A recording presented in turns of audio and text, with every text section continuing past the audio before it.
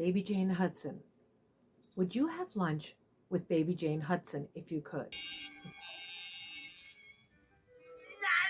Miss Hudson. Why, certainly, Miss Hudson. If you could go back in time and have lunch with Jane, where would you go? What would you do? How would you treat her? Would you be scared? Would you feel motherly? I know that sounds crazy, but she kind of had that arrested development, so in many ways was kind of like a grown child. But how would you feel about having lunch with Baby Jane?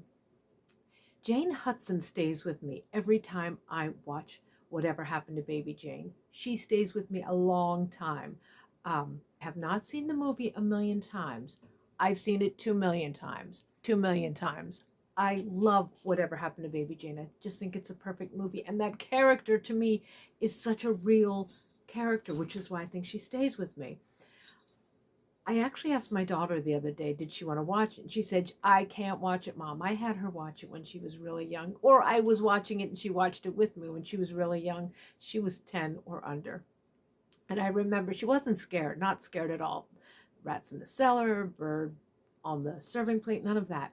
She was so empathetic and felt so horrible for Baby Jane. What's going to happen to Baby Jane? At the end of the movie, she kept saying, Mom, what is going to happen to Baby Jane?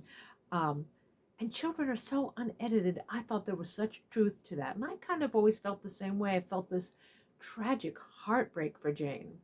And again, she stays on my mind, which is why I've been doing some Baby Jane or Jane Hudson art, which is quite different than my funny, pithy women greeting cards. I'll list below in my Etsy store some of the stuff I'm doing. But I even gave her a little homage. You know how she had the butterfly on her beret by putting a couple butterfly pins on myself today. But would you go to lunch with her? Where would you take her? Would you be scared? Would you be entertained? Or would you try and draw things out of Jane to pull that personality, that child, pull that childlike innocence out? Because I think it's there. I wouldn't take her for a drink, I'll tell you that. It would either be tea, lunch, dinner, and I'd have her served on beautiful silver platters the same way she served Blanche her breakfast, lunch, and dinner. Remember how she would polish that silver to get it so perfectly beautiful for her sister? And again, balancing her child mind with being a caretaker.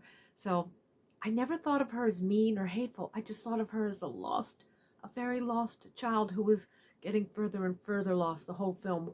But I think I have empathy. I know I have empathy for Baby Jane Hudson, and I would have lunch with her. Would you? I'd love to know. And where would you go? And what would you have? How would you treat her? I'm sure I can guess what a lot of you would serve her for lunch or dinner, but I would just love to know, would you have lunch with Baby Jane Hudson? Blanche is a whole nother story. We'll come back to that some other time. But yeah, Baby Jane. Love, peace, and chicken grease, and thanks for watching. Here's a little addendum if you've stuck around this long.